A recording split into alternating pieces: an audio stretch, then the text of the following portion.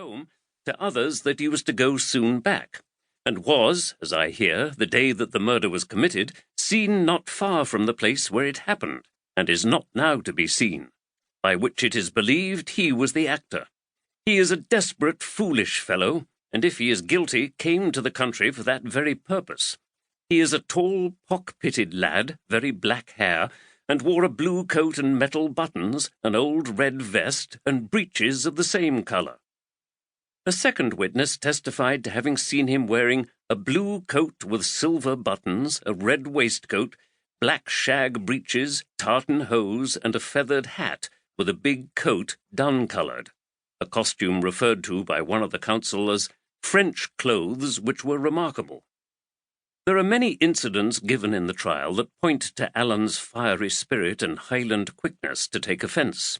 One witness declared also that the said Alan Breck threatened that he would challenge Ballyveolan and his sons to fight because of his removing the declarant last year from Glendora. On another page, Duncan Campbell, change-keeper at Anat, aged 35 years, married, witness cited, sworn, purged and examined ut supra depones, that in the month of April last the deponent met with Alan Breck Stewart, with whom he was not acquainted, and John Stewart in Ochnacoan, in the house of the walk miller of Ochofragan, and went on with them to the house. Alan Breck Stewart said that he hated all the name of Campbell, and the deponent said he had no reason for doing so. But Alan said he had very good reason for it, that thereafter they left that house, and after drinking a dram at another house, came to the deponent's house, where they went in and drunk some drams, and Alan Breck renewed the former conversation.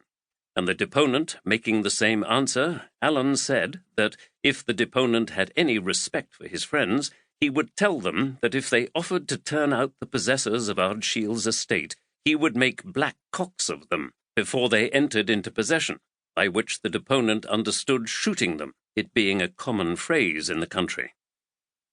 Some time after the publication of Kidnapped, we stopped for a short while in the Appin country, where we were surprised and interested to discover that the feeling concerning the murder of Glenure, the Red Fox, also called Colin Roy, was almost as keen as though the tragedy had taken place the day before.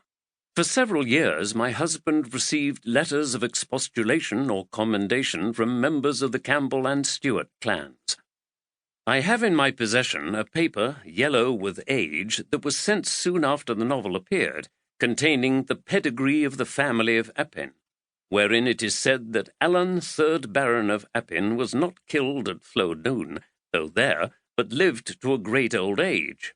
He married Cameron, daughter to Ewan Cameron of Lochiel. Following this is a paragraph stating that John Stewart, 1st of Ardshiel, of his descendants Alan Breck, had better be omitted.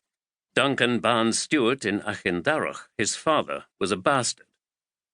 One day, while my husband was busily at work, I sat beside him reading an old cookery book called The Complete Housewife, or Accomplished Gentlewoman's Companion.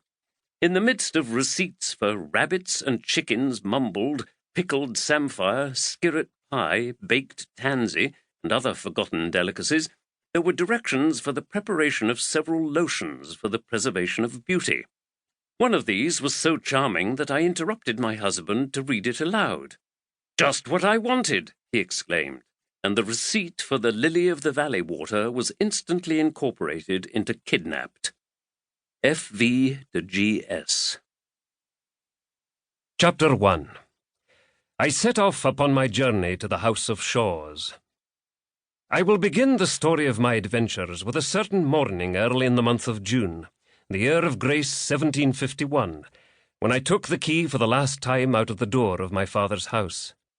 The sun began to shine upon the summit of the hills as I went down the road, and by the time I had come as far as the manse, the blackbirds were whistling in the garden lilacs, and the mist that hung around the valley in the time of the dawn was beginning to arise and die away. Mr. Campbell, the minister of Essendine, was waiting for me by the garden gate. Good man. He asked me if I had breakfasted, and hearing that I lacked for nothing, he took my hand in both of his and clapped it kindly under his arm. "Well, Davy lad," said he, "I will go with you as far as the ford."